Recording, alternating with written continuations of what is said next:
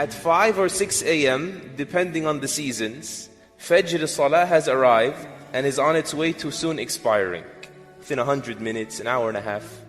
In that hour, a small blessed group of Muslims pull themselves out of bed, they wash up, head out to the masjid perhaps, remembering Allah Azza wa Jal, making tasbih, perhaps using the siwak from the prophetic example, until they arrive at these homes that Allah erected, the houses of Allah, fi buyutin adhina Allahu an turfa'a wa yudhkara fiha ismuh. Houses He permitted that they be erected for the mention of His name, and they say and they mean, Allah is bigger than everything in my life. Allahu Akbar. Whereas the massive majority of the ummah in that hour is asleep in their beds. And if there is in a home a mother or a father or both that pray, most likely the older children at the same time are still sleeping in their beds. Fajr time has now expired. The Fajr is over. And now it's time for school or work. All of a sudden, the house bursts with life, bursts with activity. The alarms are going off like they're sirens. Like people have to run for the bomb shelters, and the hallways get crowded, make lines in front of your bathrooms. And even if you go to Muslim countries, even the streets will tell this story. A moment ago, an hour ago, they were silent graveyards. All of a sudden, they're buzzing. Traffic in the streets and people cutting each other off and honking horns, and there's coffee lines. These 2 hours tell a great deal of the story about the condition of the Muslims with regards to their deen. You know, there are many parents out there, many mothers and many fathers that wish that their children pray Fajr on time. But that's it. It's just a wish. It stops there. If it doesn't happen, nothing changes. But if you compare it on the other hand, if your child were a few minutes late for work or school, what takes place? Immediately, the tensions rise. And you storm over to their bed, and you say, and you do whatever is necessary to make sure this child gets there on time. Question, is it wrong for people to be concerned with their jobs, their careers?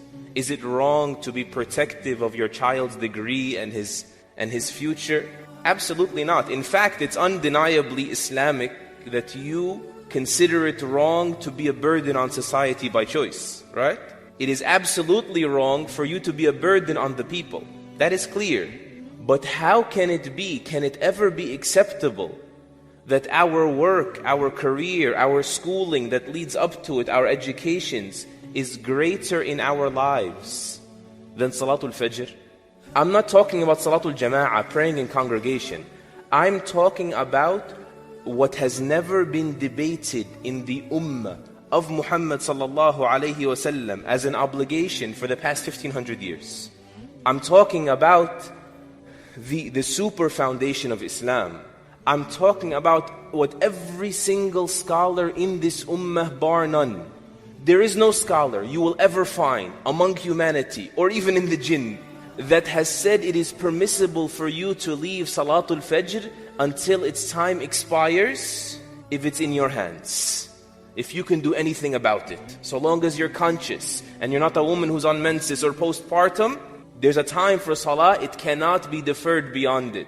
As a matter of fact, Ibn Hazm and Ibn al-Qayyim say all the scholars of Islam will also agree that missing a prayer deliberately until its mandatory time expires is the greatest sin by ijma', by unanimous agreement. Greater than murder, greater than drinking wine, greater than zina, greater than cruelty to your parents. Do we see it that way? In fact, the only thing they debated over is whether or not leaving salah, giving up salah like this, or certain forms of giving up salah, whether they invalidate your Islam or not. And so after knowing that, please, just imagine the scene with me. Imagine what we do.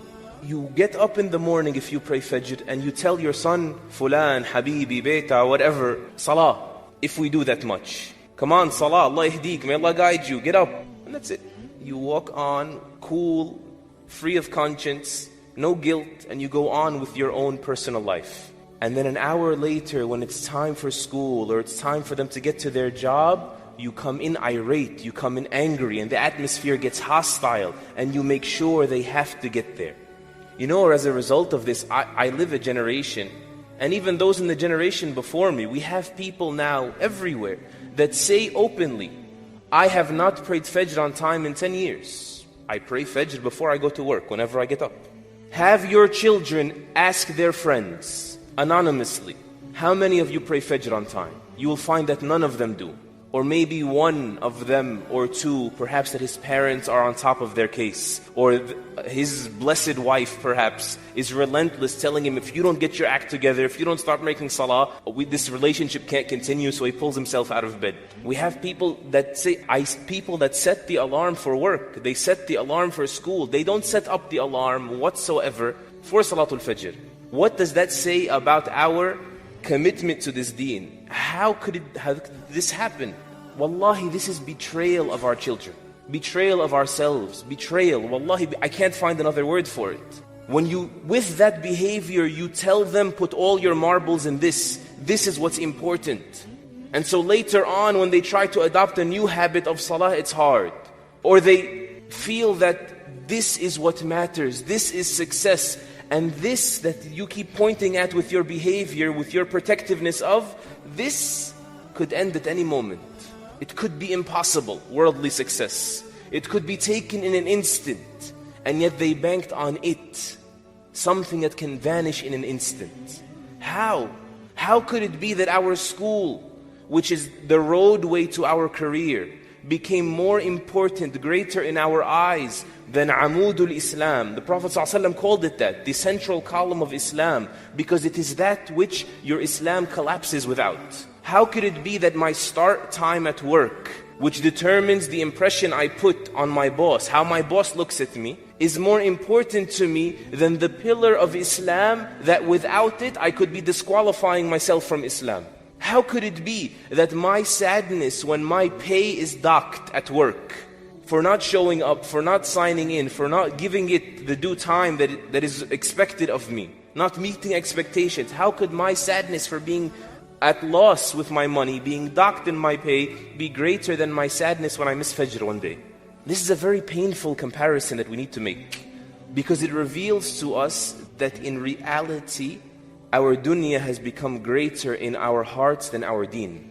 Whereas Salatul Fajr, that hour of Fajr, this is the most honest hour. Because it will honestly answer that question. Is dunya, worldly gain, more of a priority for me than deen?